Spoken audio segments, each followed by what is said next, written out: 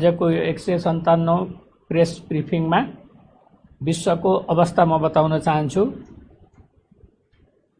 योभन्दा अगाडि आज सांकेतिक भाषामा दिनेश श्रेष्ठले सहयोग गरिरहनु भएको छ र गेस्टको रूपमा स्वास्थ्य सेवा विभाग उपचारात्मक सेवा महाशाखाका निर्देशक डाक्टर तारानाथ पोखरेल यहाँ उपस्थित हुनुहुन्छ। आज विश्वमा 2,43,55,684 जना व्यक्तिहरू कोभिड-19बाट संक्रमित हुनुभएको छ। 8,30,131 जना व्यक्तिको निधन भइसकेको छ भने 1,68,89,202 जना निको हुनुभएको छ। नेपालको अवस्था भन्नुपर्दा निको हुनुभएको जम्मा संख्या 20,073, सक्रिय संक्रमित संख्या 15,273, होम आइसोलेसनमा रहनुभएकाको संख्या 6,210, संस्थागत आइसोलेसनमा रहनुभएकाको संख्या 9,063, गत 24 घण्टामा डिस्चार्ज हुनुहुनेहरूको संख्या 569, कोरोना ठिक भई घर फर्किनु भएकाको प्रतिशत 56%, आजसम्म आरटीपीसीआर परीक्षणको संख्या 6,47,881 र आज गरिएको आरटीपीसीआर परीक्षणको संख्या 12,629। क्वारेन्टाइनमा रहनुभएको व्यक्तिहरूको संख्या 9,488 छ। म प्रदेश अनुसार सक्रिय संक्रमितहरूको संख्या बताउन गइरहेको छु। प्रदेश 1 मा संस्थागत आइसोलेसनमा रहनुभएको व्यक्तिहरूको संख्या 1,135, प्रदेश 2 1,818, बागमती प्रदेशमा 3,503, गण्डकी प्रदेश 411, प्रदेश 5 मा 983, कर्णाली प्रदेशमा 372 र सुदूरपश्चिम प्रदेशमा 841 गरी 9,063। होम आइसोलेसनमा रहनुभएको व्यक्तिहरूको संख्या प्रदेश 1 मा 377, प्रदेश 2 मा 3,804, बागमती प्रदेशमा 1,528, गण्डकी प्रदेशमा 18, प्रदेश 5 मा 407, कर्णाली प्रदेशमा 27 र सुदूरपश्चिम प्रदेशमा 49 गरी जम्मा 6,210 जना हुनुहुन्छ। म प्रदेश तथा जिल्ला अनुसार रियल टाइम पीसीआर पोजिटिभ परीक्षणको नतिजा भन्न गइरहेको छु। प्रदेश 1 मा खोटाङमा 1 जना, मोरङमा 20 जना, सङ्खुवासभामा 4 जना र सुनसरीमा 38 जना। प्रदेश 2 मा धनुषामा 39, पर्सामा 85, बारामा 30, महोत्तरीमा 7, रौतहटमा 15, सप्तरीमा 22, सर्लाहीमा 6 र सिराहामा 7।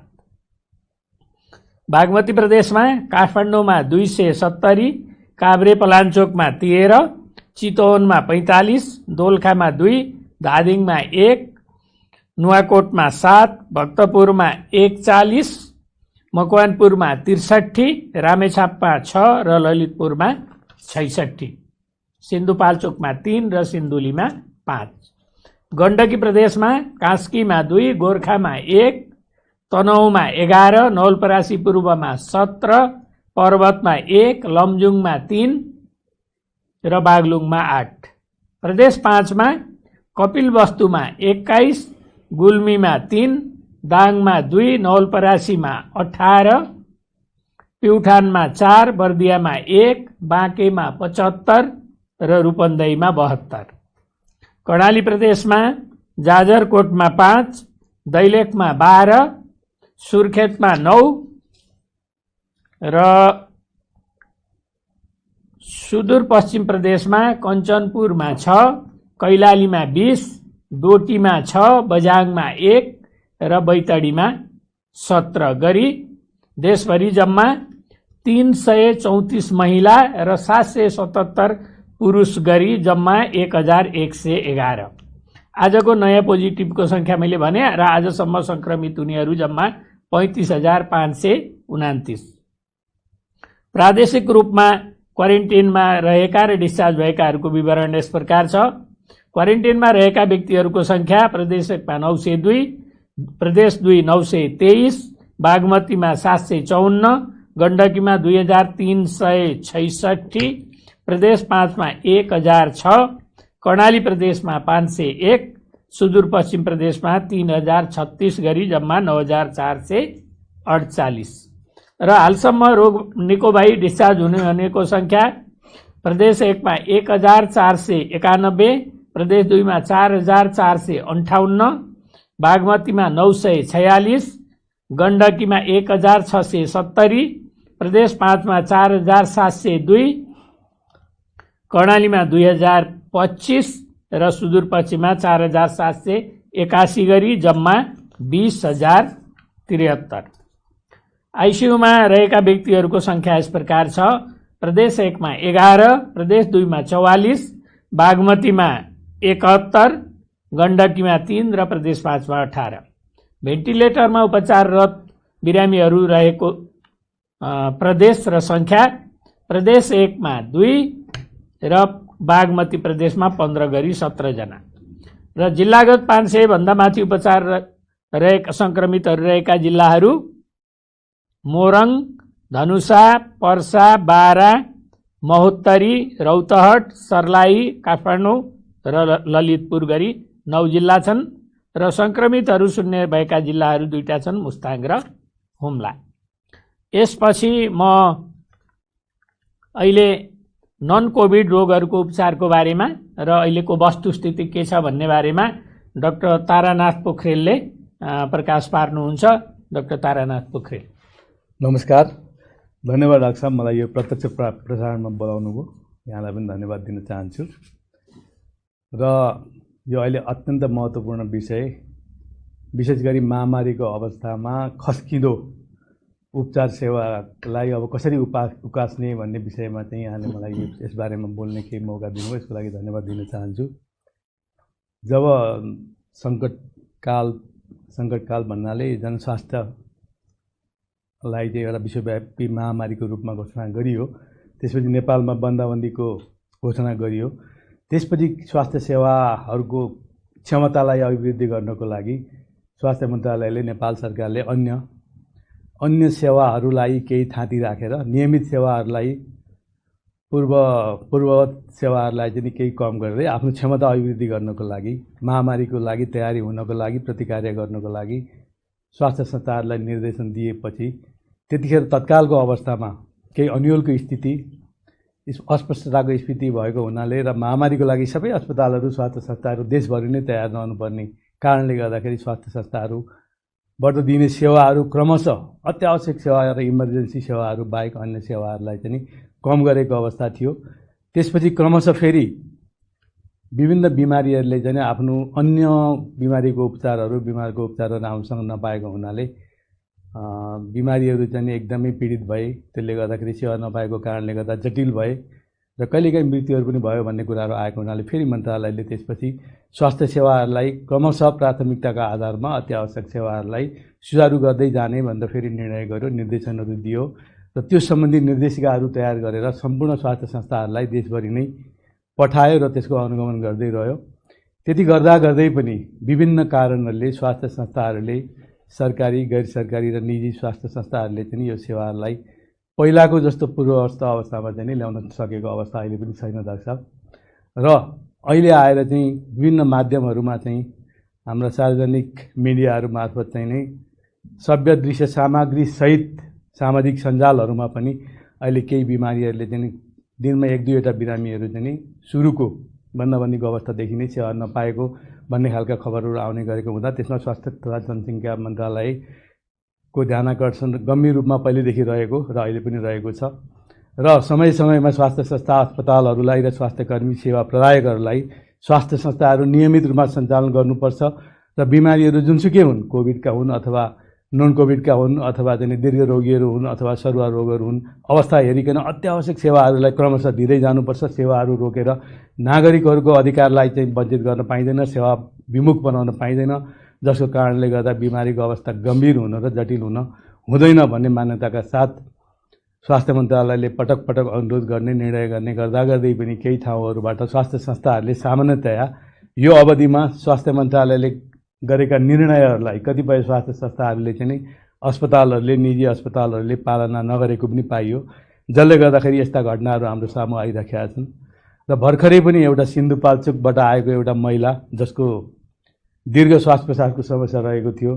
ती महिला उपचारको लागि चाहिँ केएमसी, ओम अस्पताल लगायतका अस्पतालहरूमा आउँदाखेरि उपचार गर्न नमानेको, भर्ना लिन नमानेको र पछि ह्याम्स अस्पतालले चाहिँ 3 लाख रुपियाँ माग गरेको अथवा 3 लाख रुपियाँ भएपछि मात्रै भर्ना गर्छु भनेको र अन्त्यमा शिक्षण अस्पतालमा भर्ना भएको भन्ने खबरहरू पनि आएको छ। र यो आएको मात्रै होइन, सभ्य दृश्य सामग्री सहित सामाजिक सञ्जालमा आएको हुनाले यसमा स्वास्थ्य सेवा विभागको गम्भीर ध्यान आकर्षण भएको छ र यसलाई लिखित रूपमा चाहिँ नै यदि कारबाहीको लागि लेखेर आयो भने तत्काल हामी उपचार गर्न तयार पनि छौँ र यस्ता केही समय-समयमा यस्ता घटनाहरूको छानबिन गरेर उपचार पनि गर्दै रहेको अवस्था छ। र मुख्य रूपमा भन्नुपर्दाखेरि नेपाल सरकारले अथवा राज्यले नेपालको संविधानमा स्वास्थ्य सेवा र शिक्षा सेवालाई चाहिँ मौलिक अधिकारको, मौलिक हकको रूपमा परिभाषित गर्दै यसलाई जसरी पनि नागरिकहरूलाई स्वास्थ्य सेवा उपलब्ध गराउने राज्यको दायित्व हो। यसलाई चाहिँ नीतिगत व्यवस्था, कानुनी व्यवस्था मार्फत चाहिँ स्वास्थ्य सेवा उपलब्ध जसरी पनि गराउनुपर्छ, जहाँ पनि भन्ने उद्देश्यका साथ विभिन्न खालका नीति रणनीतिहरू र कानुनहरूको व्यवस्था गरेको छ, लागू पनि गरेको छ र गर्दै गएको छ। अहिले सङ्क्रमणकाल देशको प्रशासनिक संरचनाको अवस्थामा र अहिले कोभिड महामारीको सङ्क्रमणको दुवै अवस्थालाई फाइदा लिएर केही स्वास्थ्य संस्थाहरूले, केही अस्पतालहरूले चाहिँ यो अवस्थामा धमिलो पानीमा माछा मार्ने हिसाबले पनि कहिलेकाहीँ आएका बिरामीहरूलाई चाहिँ समयमा उपचार नगरिदिने, बिरामीको अवस्था हेर्ने, पहिला आर्थिक अवस्था कस्तो छ हेर्ने अनि भन्दा लिने नलिने भन्ने निर्णय गर्ने हिसाबले बिरामीहरू अत्यन्त मारमा परेको भन्ने कुराहरू पटक पटक आइरहेका छ। यसो गर्नु हुँदैन, किनभने यी सबै स्वास्थ्य संस्थाहरू, जुनसुकै तहका स्वास्थ्य संस्थाहरू, सरकारी, गैर सरकारी, निजी स्वास्थ्य संस्थाहरू जुनसुकै तहका हुन्, जुनसुकै निकायबाट दर्ता भएका स्वास्थ्य संस्थाहरूलाई पनि नेपाल सरकारले कुनै न कुनै निकायबाट पनि स्वीकृति गर्ने गरेको छ र स्वीकृति गर्दाखेरि उहाँहरूलाई मापदण्डहरू दिएको छ।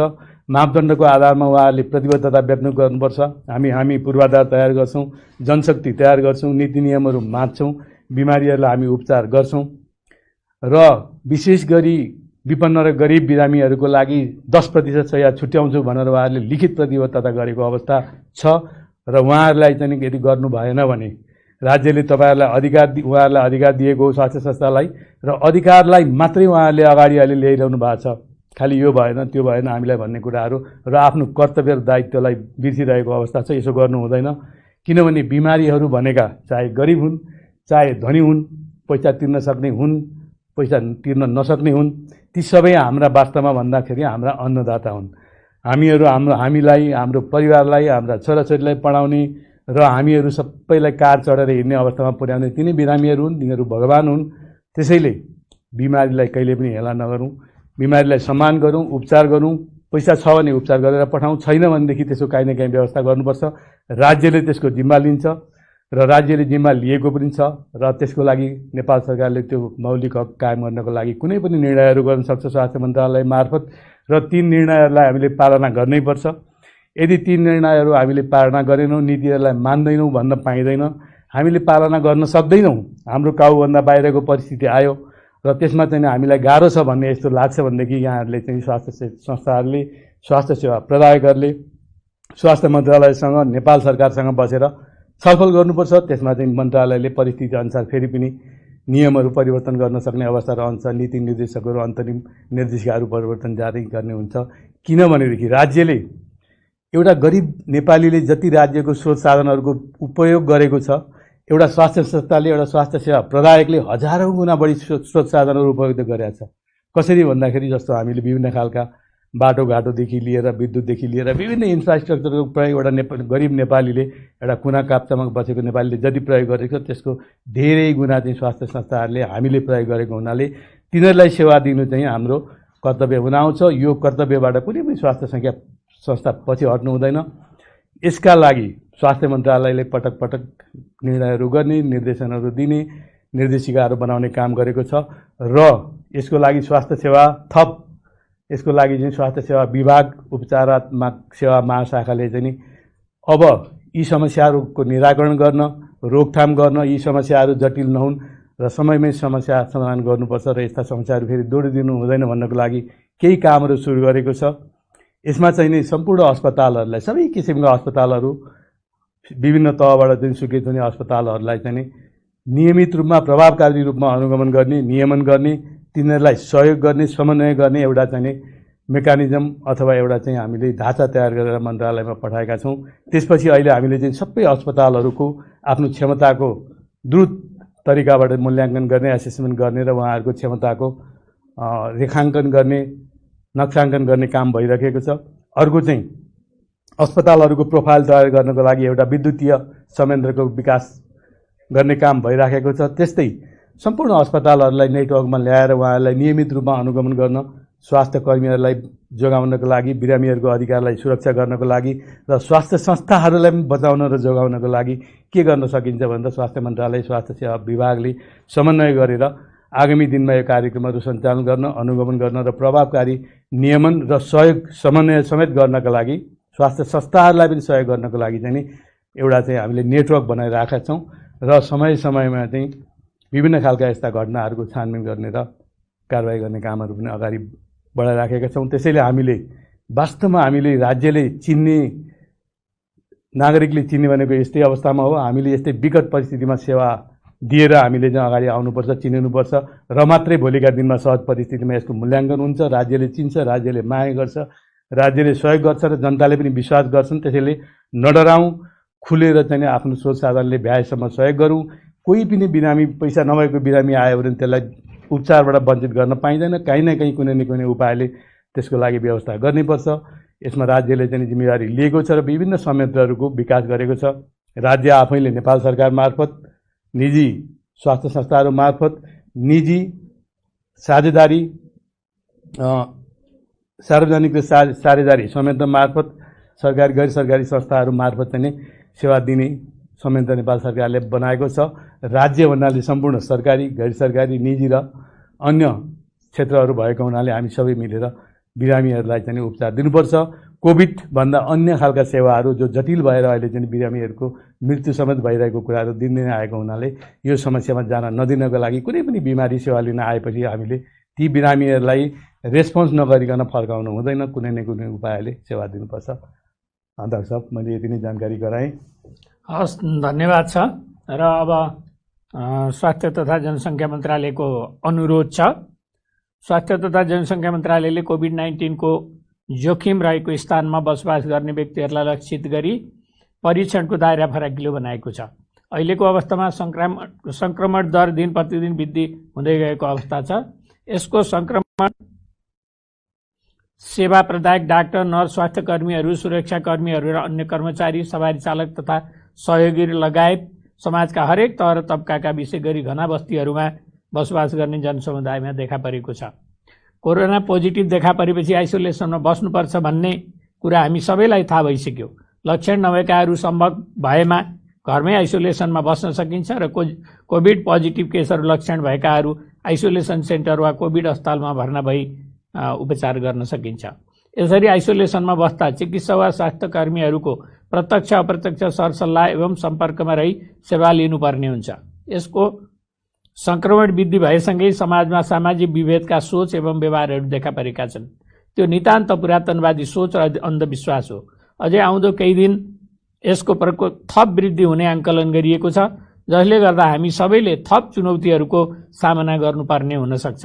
यस्तो बेलामा हामी सबैले आफ्नो जीवनशैली परिवर्तनका लागि सकारात्मक सोच चिन्तन गरी आफ्नो ठाउँबाट यस रोगको उपचार, नियन्त्रण, रोकथाम तथा व्यवस्थापनमा एकजुट हुन जरुरी छ।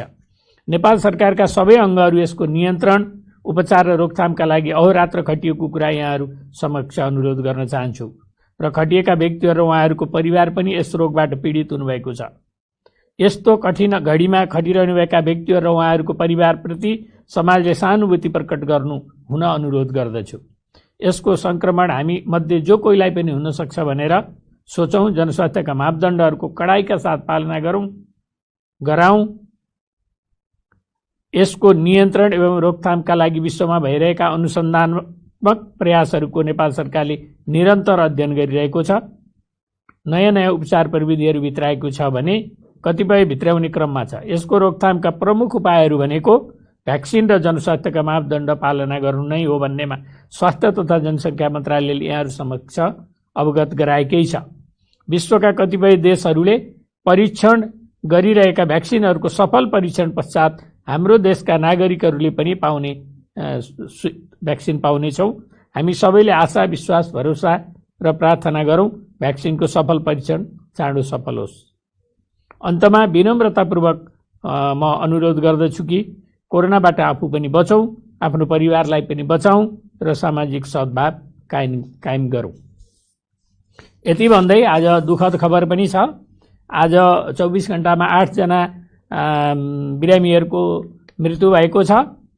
त्यसमध्ये महिला 5 जना हुनुहुन्छ। ललितपुरको 65 वर्षीय एक महिला, बाराको 23 वर्षीय एक महिला, कास्कीको 32 वर्षीय एक महिला, रूपन्देहीको 70 वर्षीय एक महिला र बाँकेको 70 वर्षीय एक महिला हुनुहुन्छ। र पुरुषमा काठमाडौँको 1 जना 48 वर्षको पुरुष, पर्साको 62 वर्षको एक पुरुष र कपिलवस्तुको 50 वर्षको एक पुरुष हुनुहुन्छ। र आजसम्म निधन हुनेको संख्या जम्मा 183 पुगेको छ। यो संक्रमित हुनेहरूको जम्मा टोटलको प्रतिशतमा भन्दा 0.52% हुन्छ निधन भएको छ। यसमा चाहिँ निधन हुने प्रति स्वास्थ्य तथा जनसङ्ख्या मन्त्रालय हार्दिक श्रद्धाञ्जली दिन चाहन्छ र शोकाकुल परिवारप्रति हार्दिक संवेदना प्रकट गर्दछ। यति भन्दै आजको यो कोभिड-19 को अपडेट यहीँनिर सकिन्छ। डाक्टर तारानाथ पोखरेल, दिनेश श्रेष्ठ सहित अरू साथीहरूलाई म धन्यवाद दिन चाहन्छु र म यहाँबाट बिदा हुन्छु। नमस्कार।